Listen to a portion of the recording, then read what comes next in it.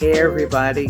Welcome to Impossible Live. Welcome back if you're joining us again. And you today are in for an extraordinary treat. And thanks for your incredible patience. We had a fun kind of spring break hiatus. We'll talk about that later, but we have a very special treat for you today. The beautiful and the talented and the award winning Tiffany English.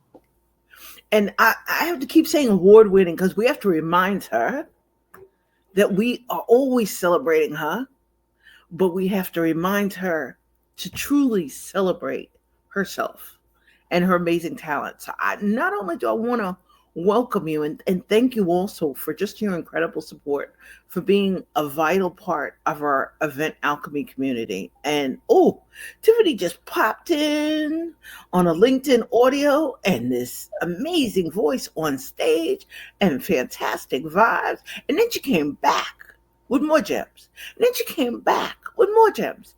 And then she started giving takeaways.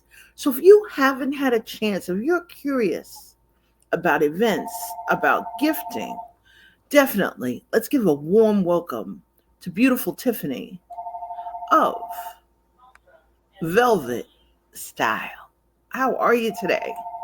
I'm great, Mel. Thank you. Oh my goodness. Thank you for inviting me on this incredible show. I've been, listening to all the guests that you have. So I'm so excited to grace your stage. I appreciate it. Thank you so much. And I love it because today, as y'all will notice, I am in a slightly different location. So I am with amazing family in the Adirondacks. And yes, we still have a home phone. So Yes. you will hear it in the background. You will hear it in the background. But Tiffany, tell us a little bit about you and your amazing talents and some of the services that you offer. So the people who haven't had a chance to check out your LinkedIn profile, and those that may be on Meta, tell them a little bit about you, and we'll talk to them also about how to find you on YouTube. Yeah, sure. Thank you. So I'm the founder of Elvis Style Event Marketing. I am an event professional, but more importantly, I say that I'm an event strategist because I use events as a way to market your business and brand. So I've been in the event space for quite some time. I started freelancing under Velvet Style in 2010, helping small business owners do smaller events to attract their community and grow their business. And right now, currently, I do that in addition to working in corporate events, planning meetings, retreats, and conferences, and just really staying intact on the in-person event landscape because it's changed in the last few years since COVID as well. So It is definitely changed, and I think, like you would say, one of the biggest changes, and I love, as you suggested, today's title was about the power of community. How we connect is changing. How mhm. we follow up is changing. How we build relationships is changing dramatically. And I just love that you popped into a LinkedIn audio event. And it was funny because we've been hosting Impossible Live for over 3 years. But LinkedIn audio rooms, I would just pop into them. And I think in the beginning, one of the things that was really challenging for me, and it's funny because been on LinkedIn 17 years, plus, but in the process, I think what's changing is how we're building relationships and trying to select which relationships we want to step in a little closer. And I love it because Ali Urin had an amazing post recently about how COVID and the pandemic really changed what she did and how she approached. And we're a lot more selective now than we ever were.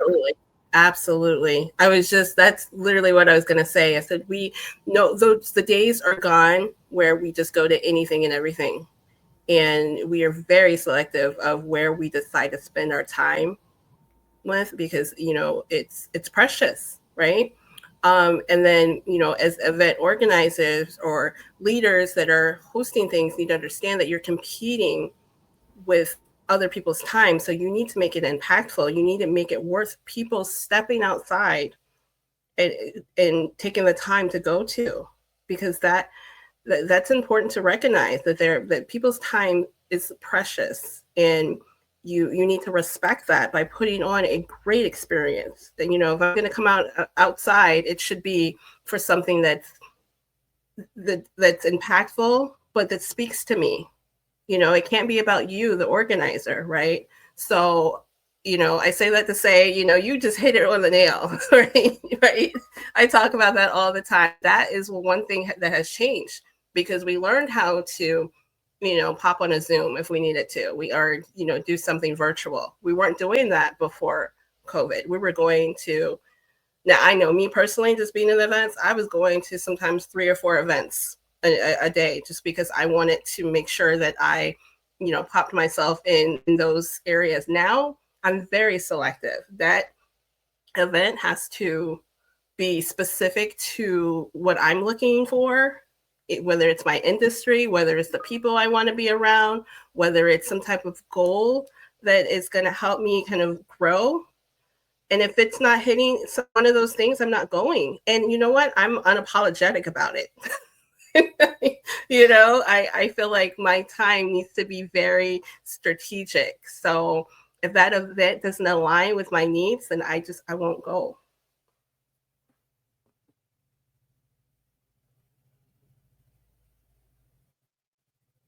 I really love that, because besides just the being selective, the reminder to really be strategic in terms of where do we want to show up. And Mm-hmm. Marie Veben, welcome Christy, welcome Lisa, welcome Marie VB. Thanks for joining us on multiple platforms. And Marie's my sister from another mother, and she's really reminding us about the impact of what you're saying about making your time intentional. Because I think the the narrowing or the selecting which choice, and I love that, because Allie mentioned it, that she decided to just totally change her background, totally change where she was, you know, sell possessions, pack a car, just move off to a totally different area. And I think Marie's really hitting it in terms of the intentional part about it, because I think we forget sometimes. And Marie and I were part of BNI, of Business Network International, and BNI is in a zillion countries, and there's a bunch of chapters. And I'm a BNI alumni, and my sister from another mother, she was in it, took a break, came back. She's all revved up and involved kind of in the highest levels.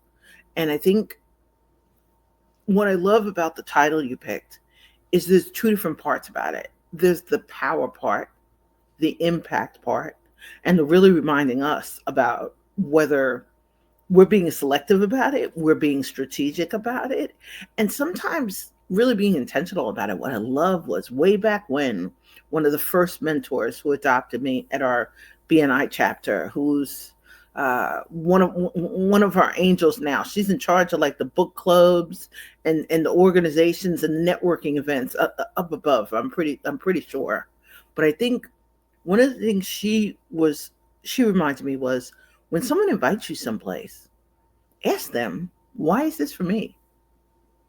Why do you think this is a good place? What you're inviting me someplace to explore, to meet somebody, to expand. And I loved it because she helped me really practice asking, hey, not the what's in it for me, Yeah. but but the why part. We forget that sometimes in the communities that we're in. Yeah, 100%. And so now when you ask that question, now you're making it about them. And I think a lot of times people make, oh, I have this great event, or I have this great event idea. I have this great, let's do it. But did you really consider the person you're inviting? So I love that question of why. Um, but Mel, I wanted to mention this because you had talked about the title, and I want to let you know, and I don't know if you know this, because you invited me to come on. And you said, hey, let me know what you want to talk about, and the power of community is specifically about you in this community and Event Alchemy. And I said, no, no, no, we got to talk about what this is because, like you said, I joined a LinkedIn audio, God, at least a year ago. I don't even know where the time went. But there were other people doing it as well. But I kept coming back. I enjoyed the space. I enjoyed the conversation. I enjoyed the people. You had a way of bringing really great, insightful people. And then I remember traveling because I would be traveling. I remember I would travel, and we're talking about internationally. Like I was in Colombia, and when I tell you I was doing time conversion and making sure I was showing up, even though I was in a different country, so you have something good when somebody makes sure that they prioritize coming to your event when they're in a different country. I was showing up. I was like, "Can you hear me now?" So I just wanted to, give you your flowers about this organic and authentic community, because that's another thing we can talk about. People can say that they're putting together community, but is it authentic? It shouldn't be forced. It shouldn't have this ickiness about it. It should just be natural, right?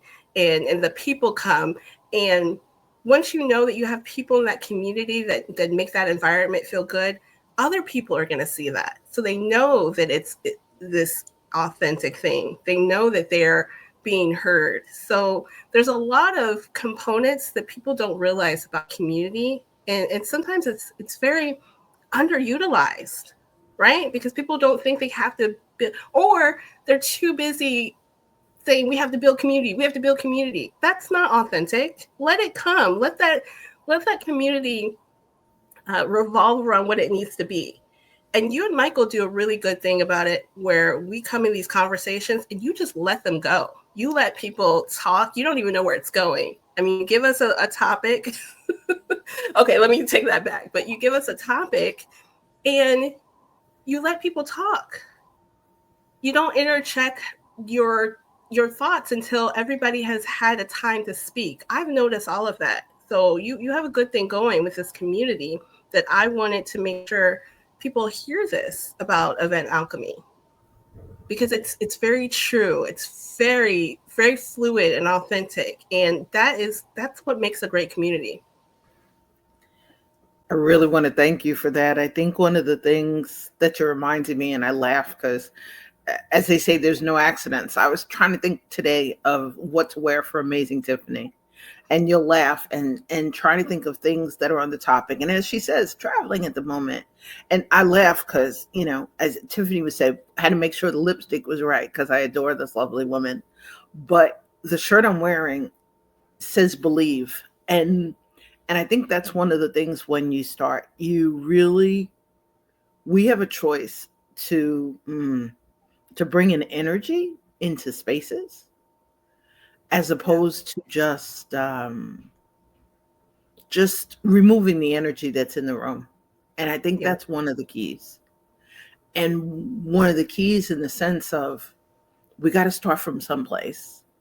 Mm-hmm. And one of the things I love is one of the business coaches I had interviewed ages ago, and I appreciate her because I didn't hire her, but man, in our chemistry sessions or our exploration sessions, I learned so much about there's an opportunity when we connect to welcome people, to really invite people in.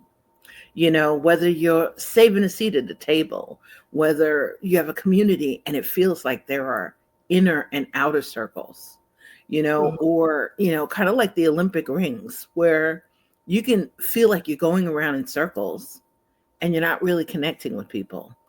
But I think the important part is creating an energy. And when we can, giving people an opportunity to kind of identify the intersections. And one Mm-hmm. of the things I love about Event Alchemy is, Michael, we have so much fun coming up with topics. And now we've moved from LinkedIn audio to Zoom with the change in the platforms. And one of the things I really love is when people arrive, how comfortable it feels like, whether it's they're indoors, they're in their cars, they're with their kids, they're with their families. As you said, you're on vacation. But I think the genuine part has to be the feeling of coming as we are. We don't have to put on a mask. We don't have to be somebody we're not.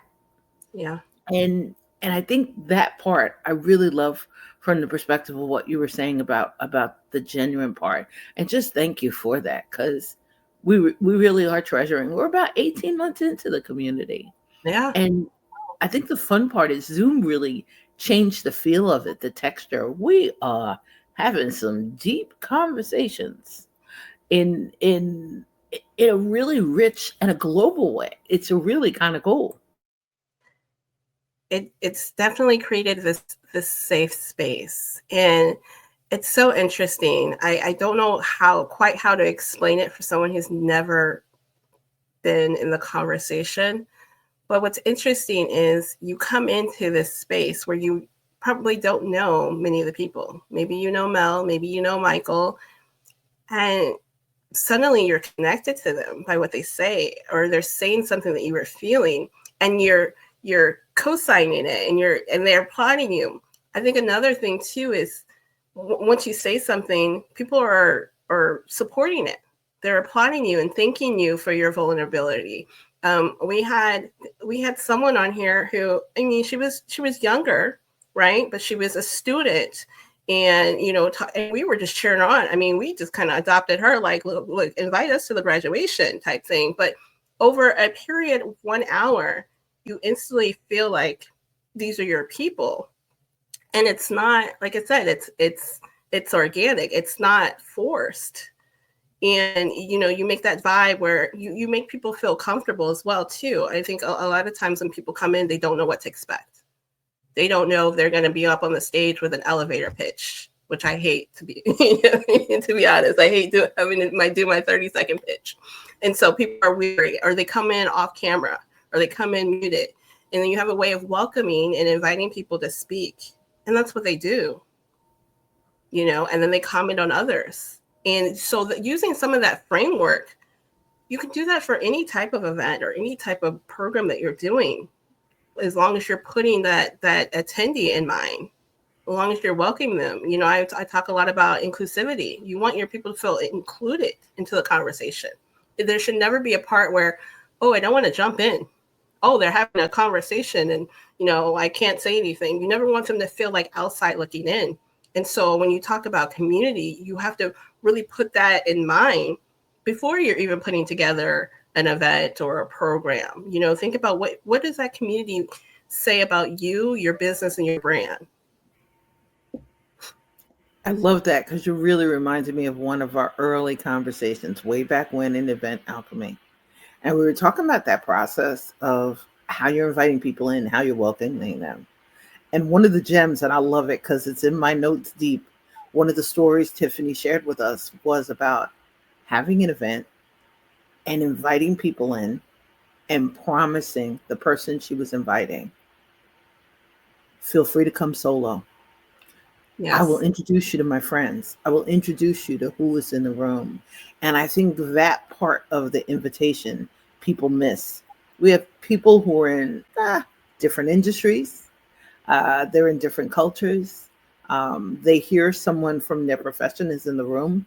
A really good example, I went to an organization that Michael had invited me to that I became a member of. And in the introductory, kind of the orientation, kind of the welcome session, someone else mentioned positive intelligence. I'm a positive intelligence coach. It's not something I lead with. I lead with the events and with trust. Mm-hmm. But this person mentioned positive intelligence, and I'm like, oh, hi. I need you to know this person. I had the feeling like the person felt, I sent them a message in chat. The person felt like a deer in headlights.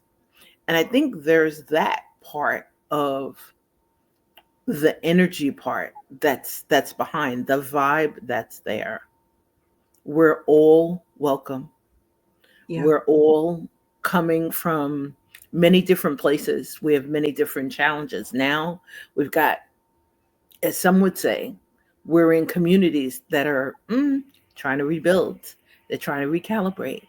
Yeah. I'm laughing because I've never known so many people who were running for political office as I do right now at this moment. People who are announcing their candidacy, they're about to run. They're starting fundraising campaigns. They're looking for volunteers. They're trying to get signatures. And I find it kind of interesting. And I think in that part of communities, we forget the other voices.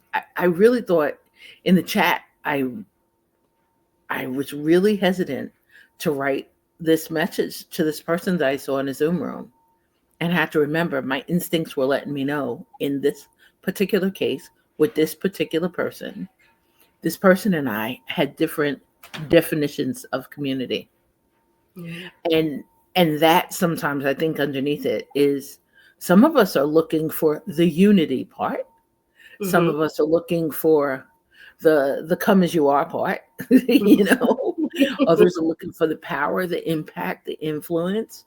I love it because Tiffany is reminding me as I had a chance to use my passport within the last 3 weeks, and as she's traveling to different conferences. And I love it because I'm telling you, if you are sitting home and you are not sure where you're going next, you need to follow Tiffany Velvet English because she will inspire you. When we met and she said she was going to Colombia, and I'm like, oh, and then my brother just came back from a stop in Colombia.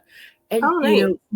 it's but it's the real reminder too that under community there's a dream. This person I reached out to was not dreaming of connections. They weren't dreaming of collaborations. They were Yeah. dreaming of their power. And I think that's the part, as hey Shawn Michael, warm welcome. But I think that's the part that under community, and Shawn Michael and Tiffany, I'm telling you, the two of them, I have to see the two of you together like on a podcast with a boy. Y'all can have some deep, deep conversations. But I think the richness of it is we all define it differently.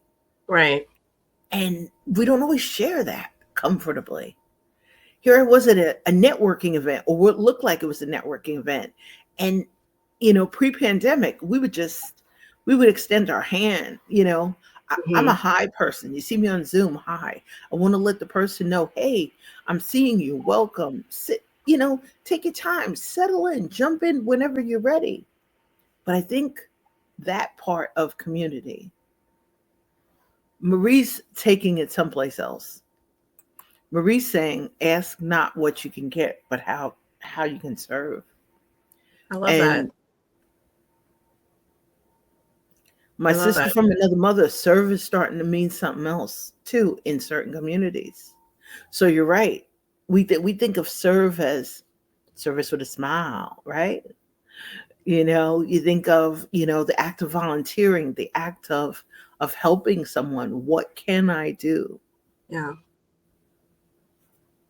But But Tiffany, and you think about communities and the longevity, of it, and you talk about, Event Alchemy. It's been 18 months now, and you think about the community should be the long term, right? We don't do pop-ups. Like, let's not talk about a community as a pop-up. We talk about extending the relationship on long term, where people can come in and feel what it's about, but then continue to come back, right?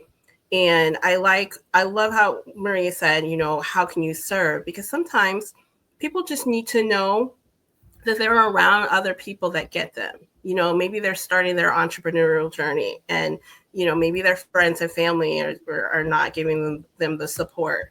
There have been a lot of events that I had. Used to run a networking group for women that primarily became a support system. You can do it. Of we've been there. What do you need? And people would leave this event just feeling that warmth, and that's it. Sometimes that community, will deliver what you need at that time. It could be a hug. It could be a girl, I got you. It could be a I've been there. And I know there's communities that I'm a part of in my event world where I was on a different trajectory. You know, I came from corporate and then I started to be planning independently. And there were planners that just kind of wrapped their their arms around me and said, "Hey, we got you. Have you thought about this?" And I am still in contact with them. So you know, you say that there's these different meanings of community, but the core of it is, how does that community make you feel? How is that person who's running that community making that space for you? And I mean, and that's the power too, right? So we just talked about community and the power, because it may be different for different people. And you'll be at the same event. You could be at the same event and get different results out of it. So and I love that, because it's very personal, right?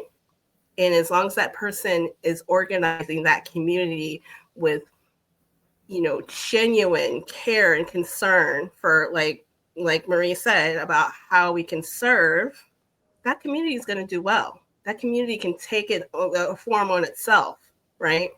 So I just love that idea of really putting in effort into what that community should be like. What do you want it to be like? You know, we're not talking about building a community. We're not talking about it has to be have how many people. You know, I want 100 people. This I want no. The nucleus of the community. What is that? What do you want it, what do you want it to feel? So that's what I love it. And you know, I'm very intuitive person, so I love that energy and the feeling, and you know, really thinking about being intentional and having people gravitate towards that. I love that as you're saying it. And Mary put a comment that, you know, there's a little bit of a LinkedIn display delay in terms of what they're sharing with us. But warm welcome, Mary and Sean Michael. Thanks again for popping into joining us. But Mary mentioned the part about dreaming of their power. And I Mm, think that can be the part that people are hoping in the connection, in the possibility to discover an opportunity, to discover a chance, to kind of be invited in, you know, mm-hmm, and mm-hmm. as opposed to when we were younger to be part of the cool kids or the cool cliques, you know. And I really have to say, as a younger person, in terms of community, I was always in the outskirts of them. I wasn't really sure of the seat. I had a tendency to create my own seats, and there's somebody I have to reach out to who, on vacation, I ran into somebody I haven't seen in possibly 15 or more years. And you'll laugh because, Tiffany, we ran into each other at baggage claim in the airport. And we weren't Wow. on the same flight. We weren't on the same flight. We were going on the same, you know, destination. We were both flying in a day early, make sure we didn't have a lag, make sure we were able to get on that cruise. And this wonderful woman, her name is Star. And I laughed because we were waiting, you know, for like the hotel shuttle. And we knew it was hot, and we were in Fort Lauderdale. So we're in like a really comfortable air conditioned spot. And here's Star trying to figure out where's the luggage coming out on baggage claim. And she laughed because she just looked over and we smiled. And instantly, the angst from, oh, how am I going to find this hotel shuttle? It evaporated. Because here is someone just sharing light, you know. People talk about it all the time, sharing love, sharing light, sharing Mm-hmm. energy. But she just reminded you were in the right place. We were all going to get there. We were going to have a fabulous time. And she's like, where in the world is my luggage? And I laughed because I wasn't anywhere near the carousels where the luggage came through. And we were cracking up because we sent her to another carousel. And I said, I cannot wait to see you tomorrow. She's like, how do we know each other? I said, you are always this wonderful smile. You were always um, inviting me in. And what I loved was later on vacation, the introvert in me needed to change my location and change it quickly. Mm. And there was Star, and Star just looked at me. She's like, "Breathe. I got you." And I smiled because occasionally in that community, as you're saying, whether it's somebody inviting you in, somebody who's going to mentor you, somebody who's opening doors, somebody who's just, you know, giving you a great idea of where the check-in line is, where you pick up your badges, where your next step is, where your next direction is. But what I really smiled at was her flight was late. She was exhausted. And here she shared, I think, the beauty, and that I think is the power. When we're comfortable enough to kind of let a little bit of ourselves out, Yeah. you really have a sense to invite somebody in. And I'm so glad you're going places where people are constantly opening doors for you, because you do this for all of us in many ways. You take the complex, you make it simple. You take the, I'm not sure how to say this. I'm not sure if this is the right time for this. And you bring the Tiffany Velvet Style kind of comfort, that elegance and grace in it. And I'm laughing as she's laughing because I'm telling you, for those of you who haven't met her, check this beautiful woman out. Check out her YouTube. Check out her and yeah, what's happening, what's coming up that people can kind of step in to support you in between our impossible lives. Well, yes, yeah, thank you. I recently started a YouTube channel, and going weekly live about events a weekly, and I wanted to pull back a little bit of my day to day or behind the scenes when it comes to planning events.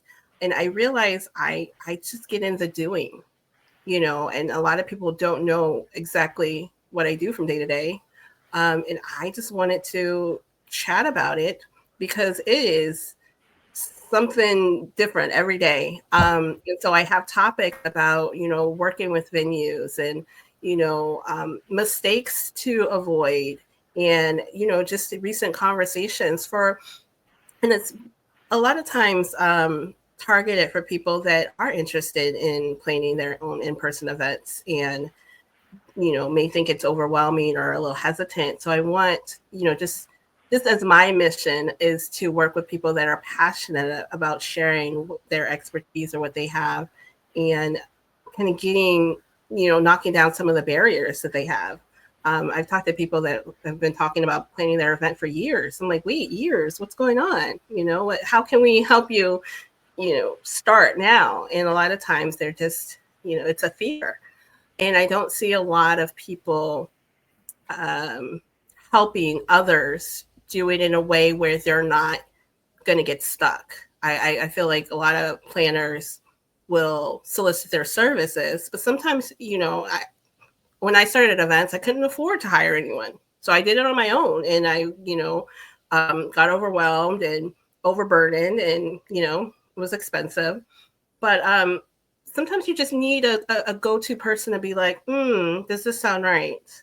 Um, a lot of times, because I'm so heavily involved in, working with venues and working with, hotel properties, I know what things should cost. I know what budgets sure. So when someone says, hey, does this sound right? I can let you know with a shadow of doubt, like, you can negotiate that, or this is a little low. So, just being able to give back is really important to me. And I really enjoy people who are passionate about presenting in person, and obviously with community. Community is such a big one for me, because way back when I started my own community because I felt alone and isolated as an entrepreneur. So I started a group called Women in Business Connect out of Chicago. And before the pandemic, we would have these monthly networking events, and they were wonderful. And I always marketed and promoted it as it wasn't your 100 people business card exchange. It was maybe 20, 25 women, and everybody had a way of getting their conversation, but it was so low key. And, to your point earlier, come alone, because that was another fear. People would see these networking events and they would oh, who am I going to talk to? I can't go by myself. Or, oh, I can't go because I don't have business cards. So those are the things I would say. Leave your business cards at home, and, come alone, that you'll leave with friends. And, if those are listening, my people that stuck with me from Women in Business Connect, who I still know and love, that was my first real sense of community that I wanted to take with me wherever I went. Wherever I went, as far as events or in business, I know I wanted to have a community around me. And that's why I'm as well making sure that I have community in the services that I'm offering as well with my events and Events Made Simple. So yeah, it's been a long journey to get to this space, but I recognize when I come across people that I want in my circle, like you, Mel, who we've been we've been kind of linked together for quite some time. I feel like I've known you longer than I have, but you when you sense really good people, you want them to make sure that they're in your circle, in that community, because they only make you better. I love that because, and really just to say thank you. Sometimes we're not sure in that process of taking steps Mm-hmm. to create community, what that community is going to look like, what it's going to feel like. I'm a real believer in there's some music behind it, there's a vibe behind it, there's a beat behind it. And it's one of the things I love as I'm listening to Tiffany approaching the different places she's going, the different conferences, because there's so many different venues, there's so many different places you're going to, there's so many different setups, there's so many different environments. But I think one of the things that's really challenging is for some, every new place is a new community, because sometimes you're the host, sometimes you're the attendee, sometimes you're the volunteer, you're the stakeholder, you could be, part of the event professional supporting an event. It can really feel like a new team, a new community, even though maybe there's a familiar face there, but there's always the opportunity for the newness. And I think for some, really, that can really be a little spooky. We have a lot of different cultures. We have a lot of, Tiffany and I keep chatting about for an upcoming retreat. And you'll laugh. Every day on that cruise, I was at the juice bar. So I started my day with the fresh juices. And we kept saying, there are certain things that we need, whether it's comfort, whether it's a friendly face to invite you in, whether it's that person who's greeting you, whether it's transportation with a sign, whether there's some sort of signage as to what's next. But I think that next step part in communities can kind of be invisible. People aren't really sure once they investigate, or once they invest in membership, or once they buy a ticket to someplace, what in the world is next? What So I think next? creating a space in there to really welcome every member of the community. And it can be challenging at a really large one. You mentioned like events with like 500 people. You can't necessarily greet everybody in person. But I love supporting people at events where everybody may get what feels like a generic welcome, but as they're leaving, there's some sort of personal touch, which lets the person know, yep, I was in the right place. I was in the right space. And that part, I think, of what you're saying about communities, whether we taking the time to welcome somebody in chat, whether we're saying hi, whether it's a handshake, whether it's an audio message, whether it's a written note, a beautiful swag bag, a gift that's inviting you in, or just somebody saying thank you. And I think you're reminding me in all of our conversations, those little extra touches that may feel authentic to us or may feel genuine to us. I crack up because Elijah drowns this to me all the time. He says, you would type something about smiles across the miles. I was like, what in the world is this woman talking about? And then he says, we were at an event and the tech wasn't quite working. And here Elijah and I were chair dancing. And he's like, oh my goodness, she really means smiles across the miles. And I think that part in the community of putting in the touches that really feel like the ways that you'd want to greet or welcome someone, Yeah. the ways that you would want someone just to take the time, to take the care, to just reach out.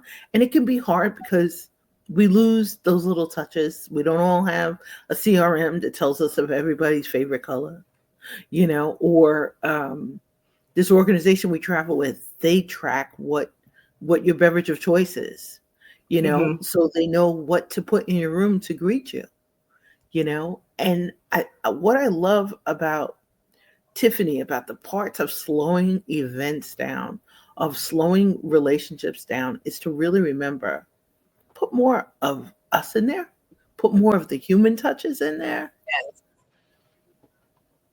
Agreed. When you think about them as the overall, like, long term, as part of your brand, as part of your business, it's not a one-off event, right? I had a call last week about doing a client event, and they said, we can start with this, but this will lead into something else, and then when we follow up, we'll do this. So thinking about that one connection with that one client, we're going to invite them to this event, but the journey of this isn't over. And you make a point about those small touches. It could be just as simple as listening. you know um we pick up on what people like, and it's so simple. Oh, how's your dog? Yeah, and I have conversations, and mind you, I'll talk, and half the time I don't even know what I'm talking. I'll just talk. I'm having a conversation. I went here, there. I get on a call, and they're like, "Hey, how was that thing you did last week?" Oh my gosh, you were listening. So it's those small takes, but it's listening. It doesn't have to be a big budget, right? So it doesn't have to be this. If you can't afford these gifting, it doesn't matter. It's the intent you need to focus on when you're building that community. Can you do an intake form when they sign up, where they can suggest, anything, right? Favorite color. What's your sign? Oh, don't get me started with your sign, because if I see that you're a Cancer, we're going to talk. So just little things like that. Those are conversation starters. I know I appreciate, and you talk about, it's harder for bigger events, but I appreciate putting email names in person where they're like, hey, how are you doing, Tiffany? And you're like, oh my gosh, you know me. So just having, like you said, that extra care into, you've already built a community, right? You still have to leverage and grow that community so they feel warm and welcome. But all you need is some time to really think about what that means. Because people are like, oh, once I get a budget, I'll do this. No, you have the tools already to leverage and build that community. It's about you. So I love that, what you said about that, and making sure that your community feels warm and cared for from the beginning. And warm welcome as you're saying that, as Jay is popping in, and Jay is the Jedi master. So thank you for popping in, Jay, and bringing "May the Force be with us" today. As we're getting ready to celebrate in a couple of weeks. I think the the opportunities, whether it's for networking, whether it's for education, whether it's for connection, that somewhere in that, as Tiffany and I are saying, there's the opportunity for personalization. There's Absolutely. something somewhere that you remember about almost everyone you meet. And Yep. whether you find it important or not, inviting them back, welcoming them back, and letting them know that they were heard, that they're important, that there's a valuable place for them, that there's a seat there. And Jay is typing away. Jay says, building community involves honesty, respect, support, and love. Woo! You're so Great. right. Agreed. You're so right. And it can be challenging to build them across cultures, across generations, across genders, and in some cases across identities. But I Sure. love that Jay is really reminding us of the respect part and really of the honesty. Show up as you are. When you're a little nervous, there's somebody else in the room who's feeling that same nerves. When Yes. you're not sure, there's somebody else there.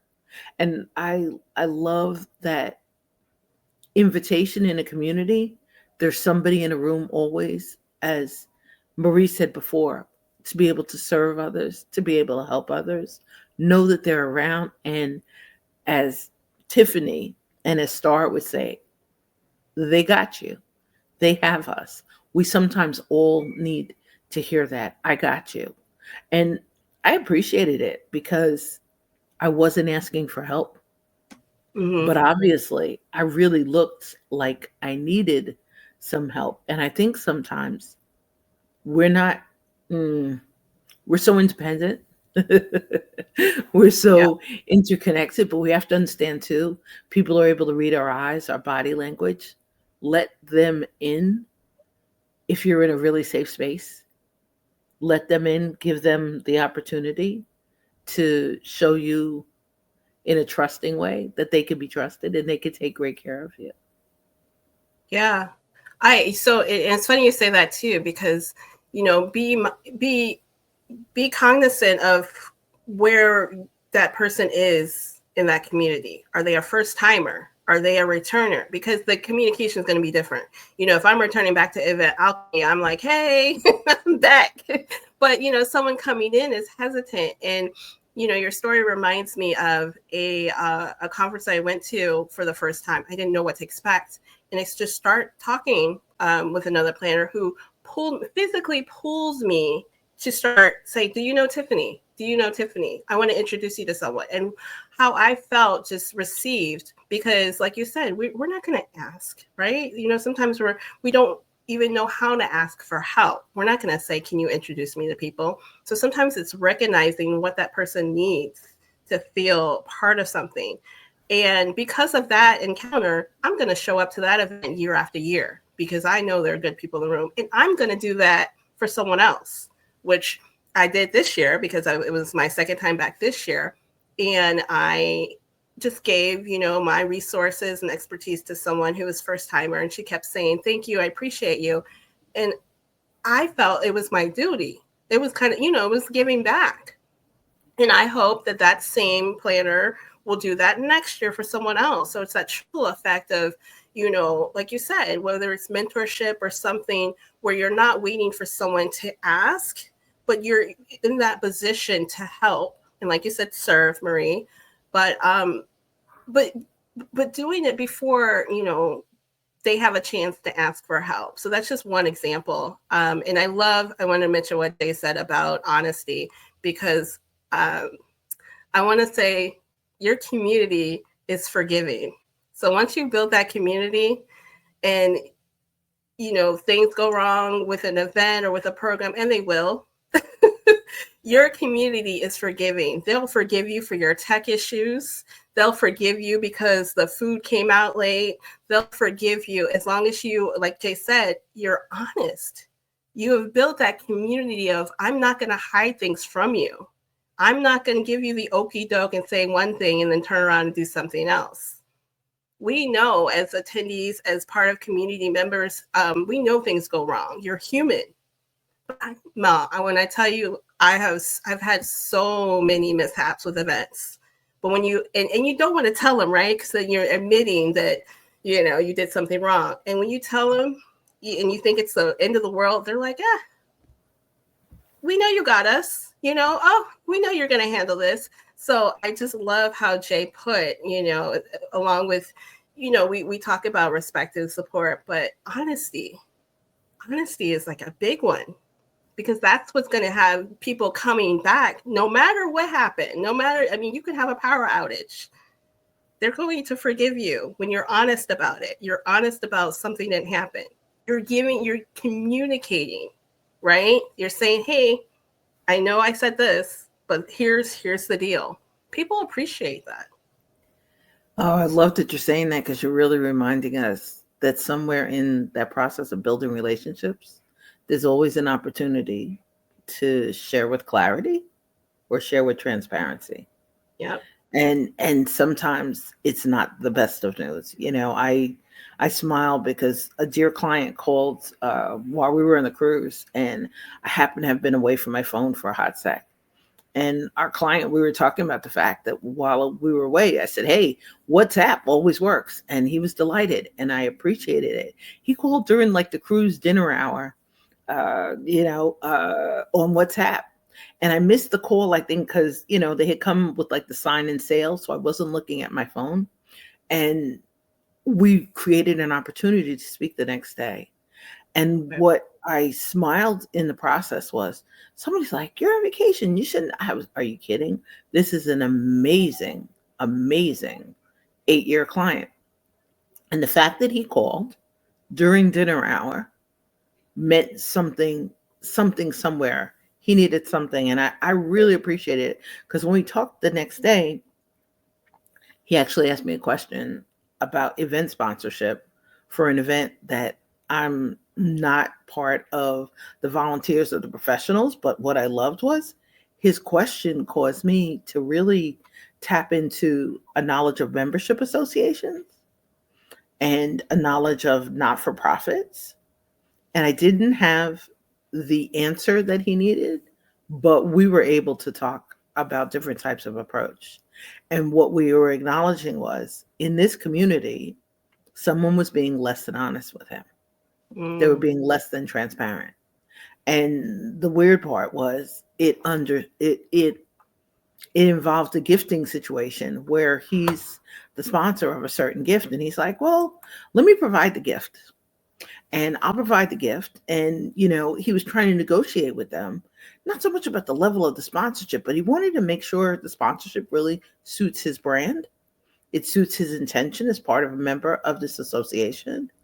And they weren't giving him a piece of information. He's like, "When we work with you, you're giving me every angle. You'll give me a website so I can go and look and do my own research or my own due diligence."